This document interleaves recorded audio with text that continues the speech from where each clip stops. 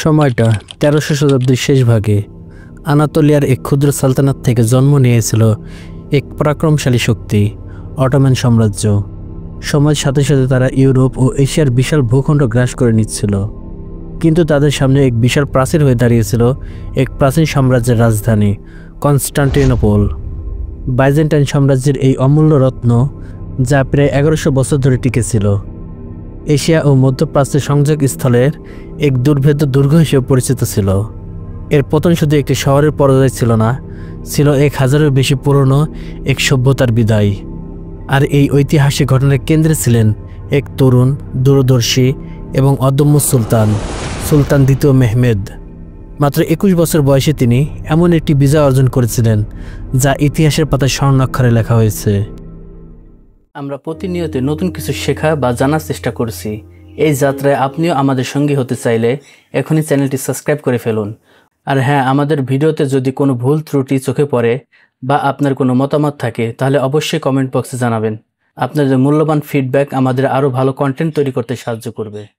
Constantinople, যা আজকের Istanbul, কেবল একটি শহর ছিল না, এটি ছিল সভ্যতার এক মিলনস্থল, খ্রিস্টান বিশ্বের এক দুর্গ এবং ব্যবসা বাণিজ্যের প্রাণকেন্দ্র। ১৩৩০ খ্রিস্টাব্দে রোমান সম্রাট কনস্টান্টিন এই শহরকে এক রোমান সাম্রাজ্যের নতুন রাজধানী ঘোষণা করেন এবং এর নামকরণ করেন নিউ রোম। পরবর্তীতে এটি কনস্টান্টিনোপল নামে পরিচিত লাভ করে। শহরের ভৌগোলিক অবস্থা ছিল অসাধারণ। এশিয়া ও ইউরোপের সংযোগস্থলে বসফরাস তীরে অবস্থিত, যা ব্ল্যাক সি এবং ভূমধ্য সাগরের মধ্যে বাণিজ্যিক পথ নিয়ন্ত্রণ করত। শহরটি ছিল ৩ দিক থেকে জল দ্বারা বেষ্টিত এবং এক দিক থেকে স্থল দ্বারা। স্থলপথের দিকে ছিল সুবিশাল এবং দুর্ভেদ্য ফিউডেরিয়াস দেওয়াল, যা ৪র্থ শতাব্দীর নির্মিত হয়েছিল এবং শতাব্দী ধরে বহু অবরোধ প্রতিহত করেছিল। এই দেওয়ালটি ছিল ত্রিপল লেয়ারযুক্ত এবং এর প্রতিরক্ষা ব্যবস্থা এতটাই শক্তিশালী ছিল যে একে প্রায় অজেয় মনে করা হতো। কনস্টান্টিনোপল ছিল বাইজেন্টাইন সাম্রাজ্যের কেন্দ্র, যা ছিল প্রাচীন রোমান সাম্রাজ্যের পূর্বাংশ এবং গ্রিক সংস্কৃতি ও অর্থোডক্স খ্রিস্টানদের ধর্মের ধারক ও বাহক। এর সমৃদ্ধি, জ্ঞান এবং স্থাপত্যের নিদর্শনগুলো ছিল তৎকালীন বিশ্বের বিস্ময়। কিন্তু ১৪৫৩ সাল নাগাদ বাইজেন্টাইন সাম্রাজ্য তার অতীতের গৌরব হারিয়ে এক দুর্বল ও ক্ষুদ্র রাষ্ট্রে পরিণত হয়েছিল। চারপাশের মুসলিম শক্তির উত্থান, অভ্যন্তরীণ কন্দহল এবং ক্রুসেডারদের আক্রমণের ফলে এর শক্তি ক্ষয়প্রাপ্ত হয়েছিল। ১৪৫১ সালে ১৯ বছর বয়সেই সুলতান হন দ্বিতীয় মেহমেদ। অল্প বয়স হলেও তার ছিল দৃঢ় সংকল্প, অসাধারণ সামরিক প্রতিভা এবং কনস্টান্টিনোপল বিজয়ের এক সুদূর প্রসারিত স্বপ্ন। তিনি কনস্টান্টিনোপলকে তার সাম্রাজ্যের প্রাণকেন্দ্র বানানোর দৃঢ় প্রতিজ্ঞা করেছিলেন, কারণ এটি ছিল বাইজেন্টাইন সাম্রাজ্যের শেষ প্রতীক এবং মুসলিম বিশ্বের কাছে একটি ঐতিহাসিক লক্ষ্য। তিনি বুঝতে পেরেছিলেন, কনস্টান্টিনোপল বিজয় না করলে অটোমান সাম্রাজ্যের বিস্তার সম্পূর্ণ হবে না। মেহমেদ তার লক্ষ্য অর্জনের জন্য বিশাল প্রস্তুতি গ্রহণ করেন। প্রথমে তিনি বসফরাসের ইউরোপীয় উপকূলে কনস্টান্টিনোপলের বিপরীত দিকে মাত্র ৪ মাসে একটি বিশাল দুর্গ নির্মাণ করেন। এটি বসফরাসের উভয় দিকের বাণিজ্যিক ও সামরিক চলাচল নিয়ন্ত্রণ করতে পারত এবং গোল্ডেন হর্ন থেকে কনস্টান্টিনোপল বাইজেন্টাইনদের রসদ সরবরাহ বাধা দিত। এরপর তিনি এক বিশাল সামরিক বাহিনী গড়ে তোলেন, যার সৈন্য সংখ্যা ছিল প্রায় ৮০,০০০ থেকে ১,৫০,০০০-এর বেশি।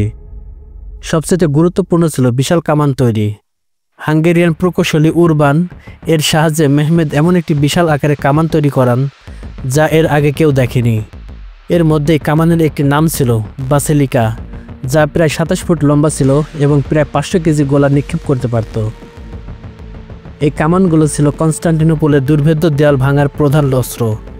মেহমেদ শুধু সামরিক প্রস্তুতিতে সীমাবদ্ধ ছিলেন না, তিনি গ্রিক, ল্যাটিন এবং তুর্কি ভাষায় সামরিক ইতিহাস ও কৌশল অধ্যয়ন করতেন, যা তার দূরদর্শিতার প্রমাণ। বাইজেন্টাইন সাম্রাজ্যের শেষ সম্রাট ছিলেন একাদশ কনস্টান্টাইন পালায়োগোলোস। তিনি জানতেন যে অটোমানদের এই আক্রমণ ছিল চূড়ান্ত এবং তাদের হাতে সময় খুবই কম। তার কাছে সৈন্য ছিল মাত্র ৭,০০০ থেকে ১০,০০০ জন, যার মধ্যে বিদেশি ভাড়াটিয়া সৈন্যও ছিল। এত বিশাল অটোমান বাহিনীর তুলনায় এই সংখ্যা ছিল অনগণ্য। সম্রাট কনস্টান্টাইন পোপ এবং ইউরোপীয় শক্তিগুলোর কাছে সাহায্যের জন্য আবেদন করেন, কিন্তু খুব কমই সাহায্য আসে। শুধু জেনোয়ার থেকে কিছু নাবিক এবং ভেনিসের কয়েকটি জাহাজ সামান্য সাহায্য নিয়ে এসেছিল। কনস্টান্টিনোপল প্রতিরক্ষা ব্যবস্থা ছিল শক্তিশালী, কিন্তু শতাব্দী ধরে এর রক্ষণাবেক্ষণের অভাবে দেয়ালগুলো দুর্বল হয়ে পড়েছিল। তবে শহরের সবচেয়ে দুর্বল অংশ ছিল গোল্ডেন হর্ন। এটি একটি প্রাকৃতিক প্রত্যাশ্রয় ছিল এবং এটি সুরক্ষিত করার জন্য একটি বিশাল লোহা বা কাঠের চেন দ্বারা এর প্রবেশ পথ বন্ধ করে দেওয়া হয়েছিল, যাতে অটোমান জাহাজগুলো প্রবেশ করতে না পারে। বাইজেন্টাইনরা জানত যদি অটোমান গোল্ডেন হর্নে প্রবেশ করতে পারে তবে শহরের পতন অনিবার্য, কিন্তু তারা সুলতান মেহমেদের কৌশল গভীরভাবে বুঝতে পারেনি। 1453 সালে 6 এপ্রিল সুলতান মেহমেদ বিশাল অটোমান বাহিনীর কনস্টান্টিনোপলের দেওয়ালের সামনে এসে পৌঁছায়। শুরু হয় ইতিহাসের অন্যতম দীর্ঘ এবং রক্তক্ষয়ী অবরোধ। অটোমান কামানগুলো অবিরাম দেয়াল লক্ষ্য করে গোলাবর্ষণ শুরু করে, যা শতাব্দী ধরে অজেয় বলে বিবেচিত ছিল। দেয়ালগুলোতে ফাটল ধরাতে শুরু করে। বাইজেন্টাইন সৈন্যরা মরিয়া হয়ে প্রতিরোধ করে। দিনের বেলায় দেওয়াল ভেঙে গেলে রাতের বেলায় তা দ্রুত মেরামত করত। কিন্তু মেহমেদের সবচেয়ে যুগান্তকারী কৌশল ছিল গোল্ড হর্নে জাহাজ প্রবেশ করানো। বাইজেন্টাইনরা ভেবেছিল চেন দিয়ে প্রবেশপথ বন্ধ করে রাখলেই গোল্ডেন হর্ন নিরাপদ থাকবে, কিন্তু মেহমেদ একটি অবিশ্বাস্য পরিকল্পনা করেন। তিনি শহরের উত্তরে পালাতা উপদ্বীপের উপর দিয়ে প্রায় 70টি জাহাজকে কাঠের পাতাতের উপর দিয়ে গড়িয়ে গোল্ডেন হর্নে প্রবেশ করান। এই অভিনব কৌশল বাইজেন্টাইনদের সম্পূর্ণ হতবাক করে দেয় এবং তাদের প্রতিরক্ষা ব্যবস্থায় একটি বিশাল ফাটল তৈরি করে। অবরোধের চূড়ান্ত আক্রমণ শুরু হয় 29 মে। 3 দিক থেকে অটোমান সৈন্যরা আক্রমণ চালায়। থিওডিয়াসান দেয়ালগুলো কামানের আঘাতে ভেঙে পড়ছিল এবং গোল্ডেন হর্ন দিয়ে অটোম্যানরা প্রবেশ করছিল। সম্রাট একাদশ কনস্টান্টাইন নিজের সৈন্যদের নেতৃত্ব দেন এবং যুদ্ধক্ষেত্রে নিহত হন। এই দিনটি ছিল বাইজেন্টাইন সাম্রাজ্যের শেষ দিন। কনস্টান্টিনোপলের পতন ছিল এক যুগান্তকারী ঘটনা। এটি শুধু একটি শহরের পতন ছিল না, এটি ছিল প্রায় 1100 বছরের পুরনো বাইজেন্টাইন সাম্রাজ্যের সমাপ্তি এবং মধ্যযুগের সমাপ্তির একটি প্রতীক। বাইজেন্টাইন সাম্রাজ্যের পতন ইউরোপীয় ইতিহাসকে এক গভীর প্রভাব ফেলে।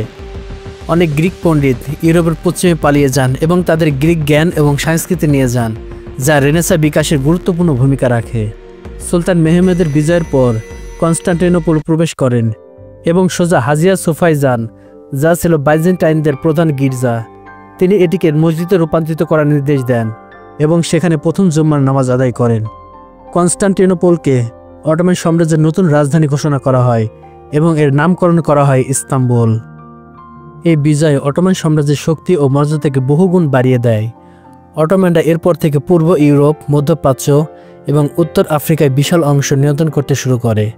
কনস্টান্টিনোপল তাদের সামরিক ও বাণিজ্যিক কেন্দ্রবিন্দুতে পরিণত হয়, যা সাম্রাজ্যকে আরও 300 বছর ধরে ইউরোপীয় শক্তিগুলোর মধ্যে অন্যতম প্রধান শক্তি হিসেবে টিকে থাকতে সাহায্য করে।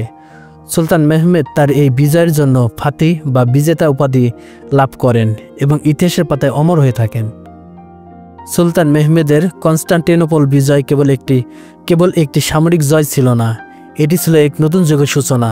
এটি প্রমাণ করে যে মানব ইতিহাস কিভাবে একটি একক ঘটনায় বিশাল পরিবর্তন আনতে পারে। বাইজেন্টাইন সাম্রাজ্যের পতন মধ্যযুগের সমাপ্তি এবং আধুনিক যুগের সূচনা ইঙ্গিত দিয়েছিল, যেখানে অটোমান সাম্রাজ্য একটি নতুন বৈশ্বিক শক্তি হিসেবে আবির্ভূত হয়। এই বিজয় আজও ইতিহাসের পাতায় অনুপ্রেরণাদায়ক ঘটনা হিসেবে বিবেচিত হয়। এটি একদিকে যেমন খ্রিস্টান বিশ্বের জন্য ছিল এক বিশাল ক্ষতি, তেমনি মুসলিম বিশ্বের জন্য ছিল একটি গৌরবময় অধ্যায়। কনস্টান্টিনোপল ইতিহাসের এই মহান শহর আজও দাঁড়িয়ে আছে 2 মহাদেশের সংযোগ স্থলে, অতীত এবং বর্তমানে এক জীবন্ত সাক্ষী হিসেবে। সুলতান মেহমেদের এই অদম্য সংকল্প, দূরদর্শী কৌশল, এই অবিচল দৃঢ়তাই তাকে ইতিহাসের পাতায় এক কিংবদন্তি হিসেবে পরিচিত দিয়েছে। তিনি এক সাম্রাজ্যের পতন ঘটিয়েছিলেন আর উত্থান ঘটিয়েছিলেন আরেকটি বিশাল সাম্রাজ্যের।